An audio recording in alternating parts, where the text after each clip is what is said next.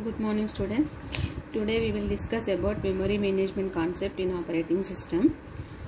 So whenever any program is executed, first of all that program is stored into main memory. Okay. So now this program is called as process.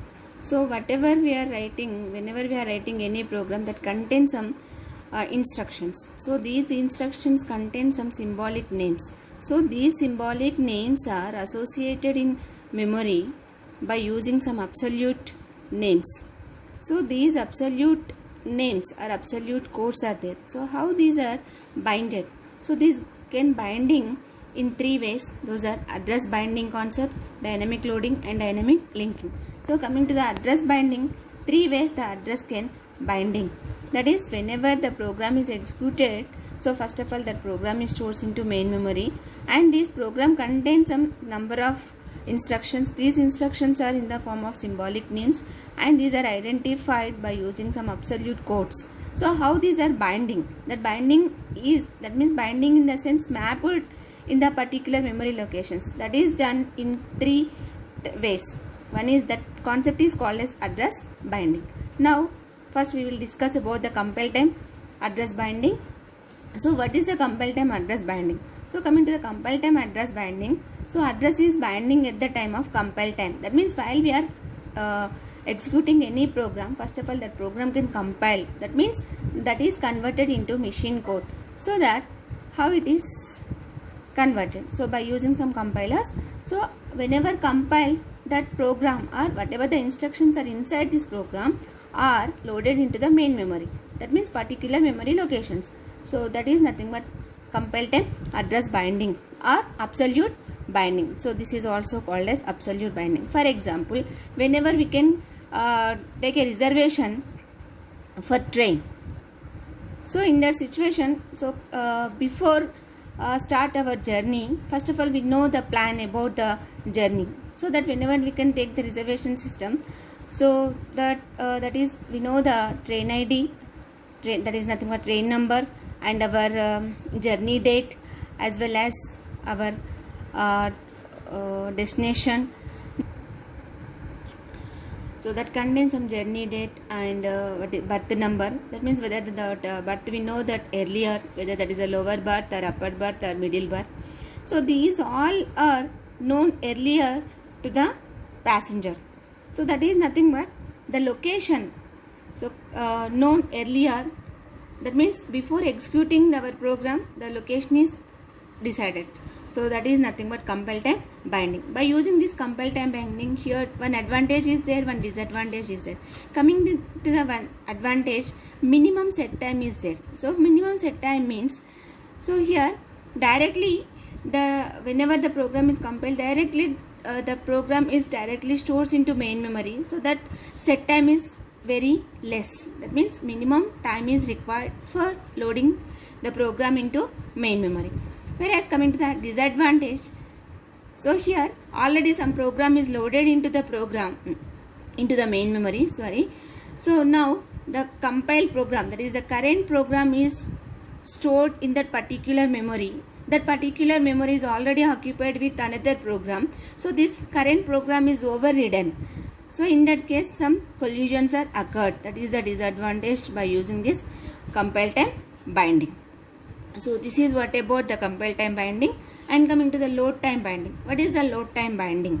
So load time binding means whenever the program is loaded into the main memory, so that is nothing but load time binding. That means reallocatable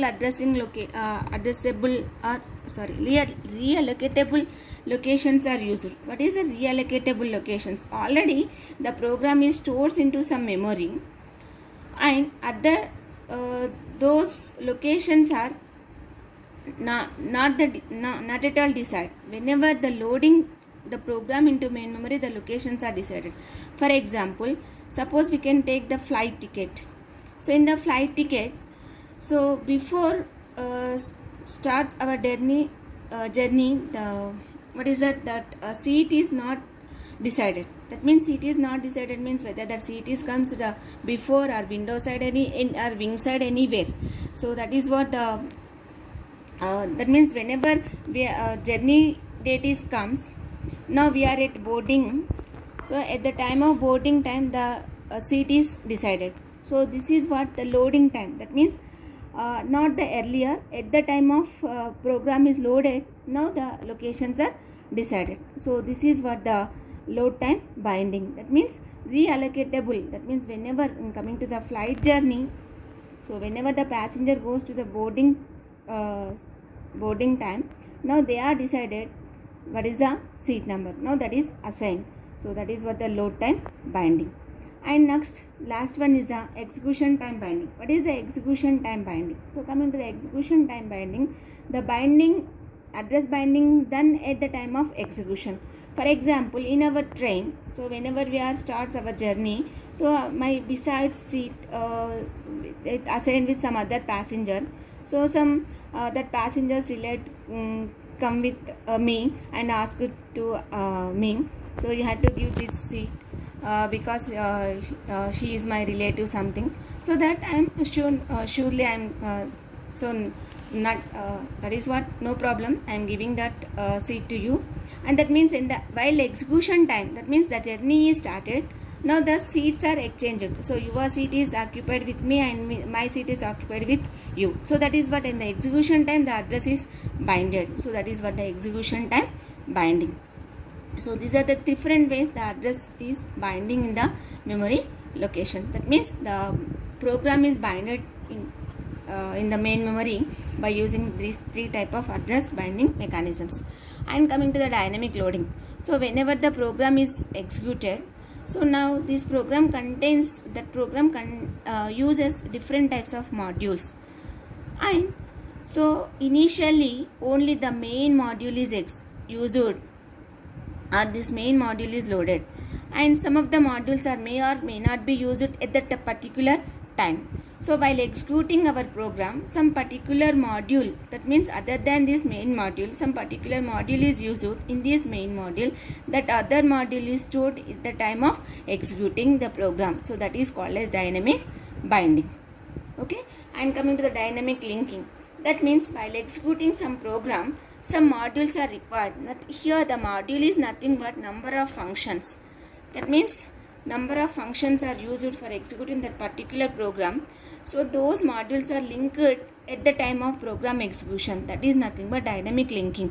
So in that situation, some system libraries are used. Already these system libraries are used how to link that module in our program.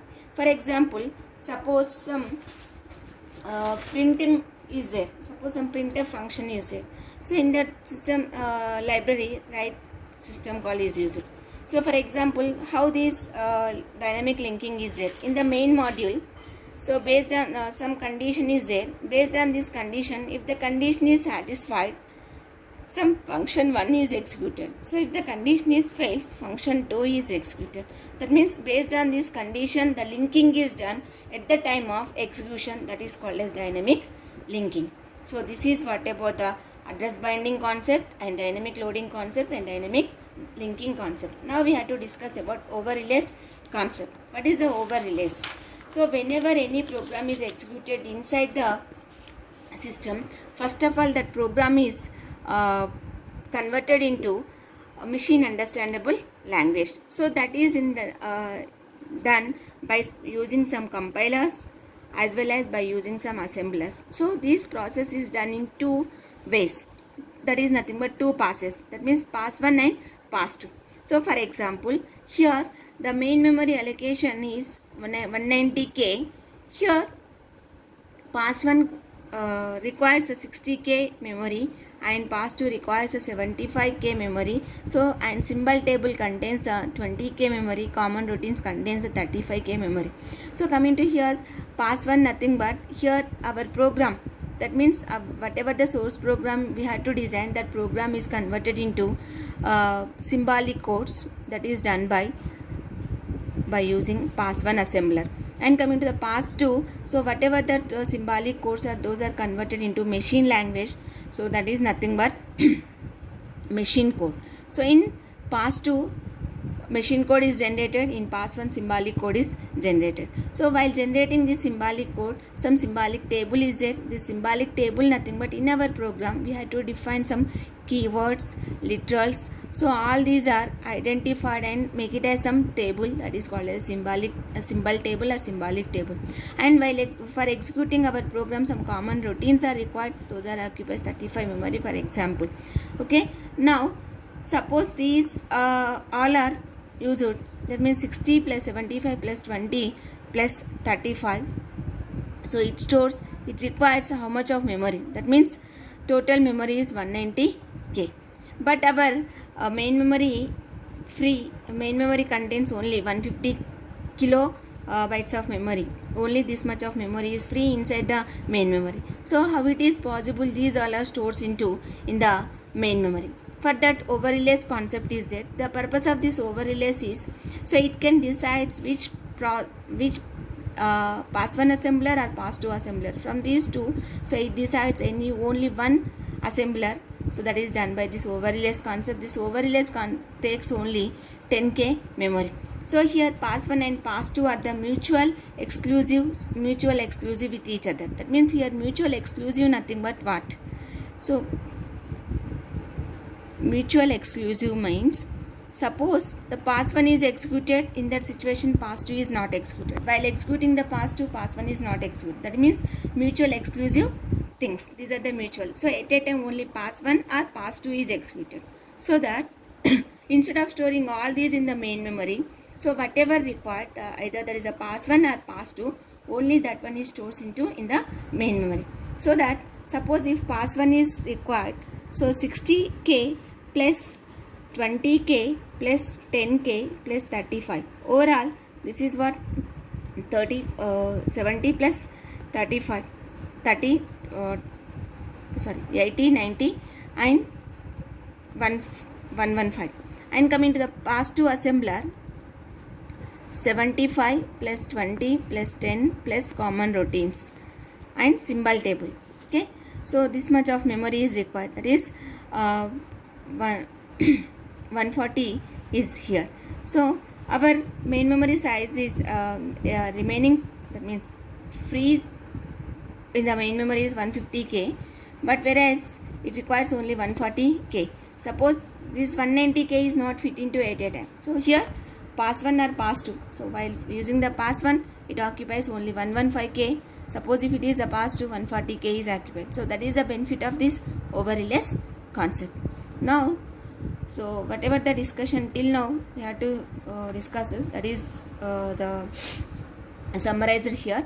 So here various stages of binding process and units, whatever the different types of units are required in each process, that means loading time, linking time and binding time as well as compiling time. Suppose here first the source program is there and this is a binding process, how the program is binded into main memory. This is a binding process. In that situation different units are involved. These are the different units. So here this is what compile time, this is the load time and last one is the execution time. And here coming to the source program, first compiler can, by using this compiler it can convert it into object mode. So for this object mode, so once it is generates the object mode, now that is by using linkage editor it is linked, and once it is linked, so now that is loaded into the main memory. After that is executed. For that, for linking it is the linkage editor. For that other different types of other modules are used. Coming to the loader, system library is used. The system library contains the different types of libraries, how to load the program into main memory and how to execute, all these things are there in the system library. And coming to the dynamical loaded system library, so this is used to dynamic linking. That means whatever just now we have to discuss about the dynamic linking, whatever the module is required while executing that one, so that is only linked at the time of program execution, that is called the dynamic linking. That is possible by using dynamically loaded system library.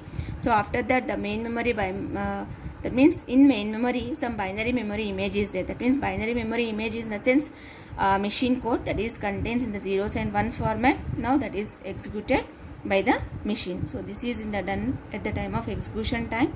And coming to the object mode too, after that it is loaded into the main memory. This is called it as load time. and initially the source program is converted into object, that is compile time. So this next we will discuss about next class, that is how to generate the base address and what is the swap concept. Okay, thank you.